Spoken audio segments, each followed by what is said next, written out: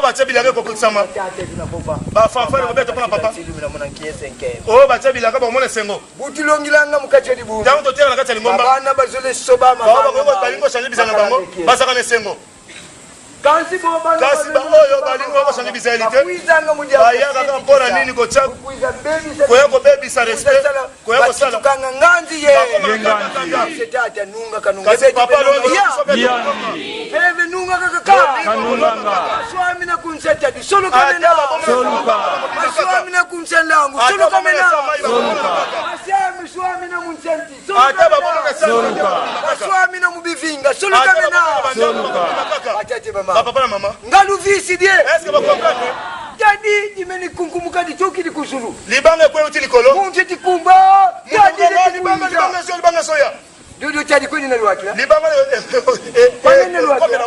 Mabele. Kwayana. Na yego komela. Kikasanga. Swali meli. Akini mbangwa ke bomba ma. Jadi no vyoko. Libanga komela. Ngadi ngondele. Ndembele bomingai. Muntu kumba. Kasi mutamoni ka libanga soya. Mana kuiza mukongo de kati. Yana Kongo RDC oyo. Tukanse monanza kama monika chiko. Fumu zankakazi na sala mu biole. 2 jours kaka. Kimfumu kimanisi. Fumu sikenge bisakabia. Tangu wena kitu kantungono. Tukanse monanza basala monika ko. Kile na zangu kambila yayi. Ule bantu pe bavuve levo kasitole yakako. Wenda kwa. Kele na yoka Nzambia kunata. Iteke fuzwa dia kabina kuzafuzwa. Nzambi kukwa bena banganga nzambe katoli ba ko benga ba ko benga. Tadila. Omo betisadila. Bena songa mavanga. Kabena diati sensimu bukimpeve ko. Ko tamusa mboka na molimo te. Na tebe na songa mavanga ba yidila. Omo mama nantina kaka za. Nganga nzambi banganga nzambi. Tete pasitele zeme utisadila. Zekwa nivo mambi kwa ni utisadila. Na sala longa mabeka si. Kaka bakambo. Kaka na sombongo na ngai. Siyange kibene. Na mboka ya yo moko. Kondolo kansiasia. Ozala verite che. Ozala busoto soteka bakento. Ozoteka basi. Ozoiba mbongo. Ozosa bundumba. Kasi yonde motei na kati ya église. Nziye tite kuka. Mboka soteka ma. Yeti fwaswa. Mboka soteba. Kiki na kuiza. Nini koya? Bena nate bimbevu bya kaka. Bako maladi suya ndenge na mususu. Kulula nkambo. Ona ko diminuer population nombre.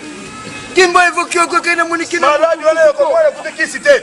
Usibili kaka mbevu. Saba sindika maladi wale yopeso osi maladi wana pe okufinzela moko malembe. Nkiru kubikiri bene. Nini babo ngsikilo bangunze. Kadiki nyongi lale. Boki nyongi bolemba na bino. Malonga mateya kutute yango te. Konso muntu kwani kena. Akomi ne ko kokana ndene kasi ba yango. Enza waiza mkulusonga nzila ya tondo. Mupa yabo na sabu nzela mulili. Kasi tate kimawizi mkulusonga nzila ya nte. Kalusonele ko. Bolingie te. Oh kwa hizi bimutemo na baba.